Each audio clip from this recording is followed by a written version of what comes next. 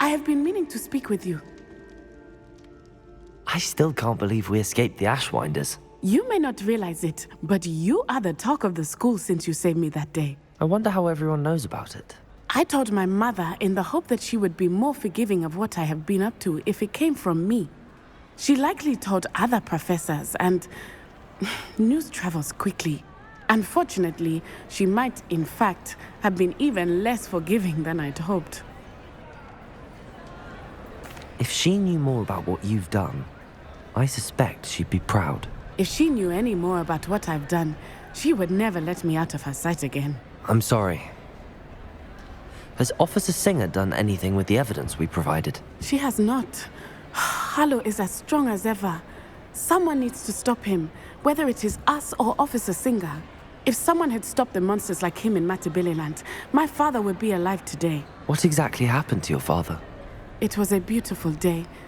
My mother had gone to tend to a neighbor who was ill, and so my father and I were galloping in the savannah. Galloping? Your father was also an animagus, I take it? He could become the most majestic giraffe, and he would carry me on his back, my arms around his neck. We were on our way home when we surprised a group of bandits who had come from our village. One of them saw me just as he removed a scarf from his face. He shouted and then aimed his rifle. He didn't want you to identify him. Exactly. In an instant, my father bowed his neck to protect me and was hit. As he fell, my father changed back into his human form. When the bandits saw this, they turned and ran in fear. Magic terrified them, and then he was gone. And it was all my fault. Your fault? How so? He died protecting me. If I had been capable of protecting myself, he would still be alive today. My mother and I tried to go on without him, but it became too much for us there. A few years later, we left to come to Scotland. Do you think your father would approve of the things we've been doing? Oh my, that is a good question. In theory, yes. Although he would worry as my mother does.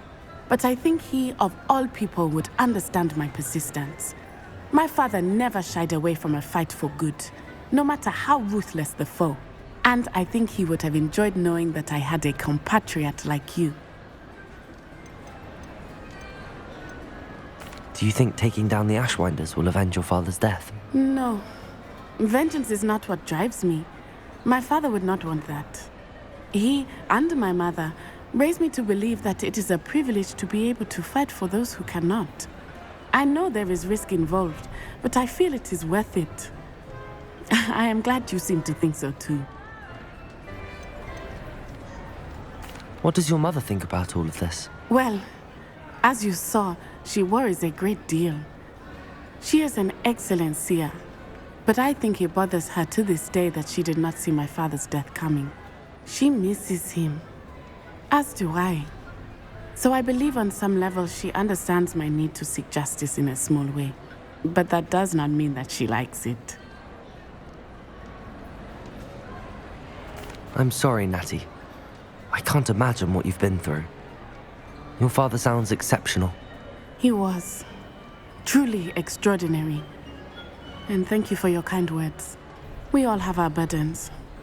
My father had a saying about that. Yes, I remember. Rain does not fall on one roof alone. Exactly. Soon you and I will put an end to the Ashwinders, beginning with Harlow. And once he is gone, we will turn our attention to Rookwood.